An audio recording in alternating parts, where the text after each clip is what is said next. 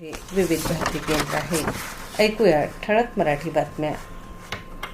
आकाशवाणी नागपूर. हेमांगी कुलकर्णी आपल्याला ठळक बातम्या देत आहे. जागतिक पातळीवर अनिश्चितता आणि अस्थिरतेच्या काळातही भारत आत्मविश्वास आणि दृढनिश्चयानं प्रगतीपथावर वाटचाल करत असल्याचं पंतप्रधान नरेंद्र मोदी यांनी म्हटलं आहे. काल नवी दिल्लीत नीती आयोगाच्या नियामक परिषदेची 11वी बैठक झाली, त्यावेळी ते बोलत होते.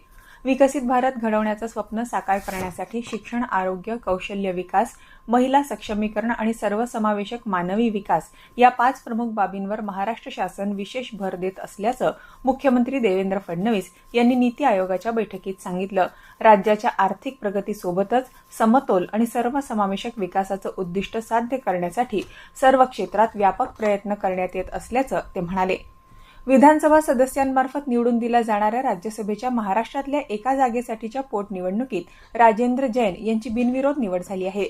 निवडणूक निर्णय अधिकारी मेघनाथ तळेकर यांनी ही घोषणा केली. या जागेसाठी राज्यातून राष्ट्रवादी काँग्रेसचे उमेदवार राजेंद्र जैन यांचा एकमेव अर्ज दाखल झाला होता. राष्ट्रवादी काँग्रेस पक्षाच्या 27व्या वर्धापन दिन काल मुंबईत पार पडला. पक्षाच्या राष्ट्रीय अध्यक्ष सुनेत्रा पवार यांनी यावेळी कार्यकर्त्यांना संबोधित केलं. आपली एकजूट आणि आपली एकनिष्ठा आणि आपले कष्ट याचमुळे राष्ट्रवादी काँग्रेस पक्षाचं भविष्य अधिक उज्ज्वल होणार आहे. त्यामुळे आपण सर्वांनी नव्या जोमानं, आत्मविश्वासानं आणि नव्या निर्धारानं कामाला लागूया, असं आवाहन त्यांनी कार्यकर्त्यांना केलं. पक्षाचे माजी अध्यक्ष दिवंगत अजित पवार यांना जो विकसित महाराष्ट्र अभिप्रेत होता, तसाच महाराष्ट्र उभा करण्यासाठी राष्ट्रवादी काँग्रेसचा प्रत्येक कार्यकर्ता कटिबद्ध राहील, असा विश्वास पवार यांनी व्यक्त केला. महाबीजतर्फे यंदाच्या खरीप हंगामात राज्यात 32,233 हेक्टर क्षेत्रावर सोयाबीन बीजोत्पादन कार्यक्रम राबवण्यात येणार आहे. यामध्ये 29,900 हेक्टर प्रमाणित तर 2,333 हेक्टरवर पायाभूत बीजोत्पादन नियोजित आहे.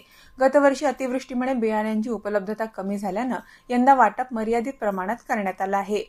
फिफा फुटबॉल विश्वचषक 2026 स्पर्धेला काल मेक्सिकोमध्ये प्रारंभ झाला. यंदाच्या विश्वचषकात तब्बल 48 संघ सहभागी होत असून ही स्पर्धा फिफा विश्वचषकाच्या इतिहासातली सर्वात मोठी स्पर्धा ठरणार आहे. संपूर्ण स्पर्धेत एकूण 104 सामने खेळवले जाणार आहे. स्पर्धेच्या काल झालेल्या पहिल्या सामन्यात मेक्सिकोनं दक्षिण आफ्रिकेचा 2-0 असा पराभव केला.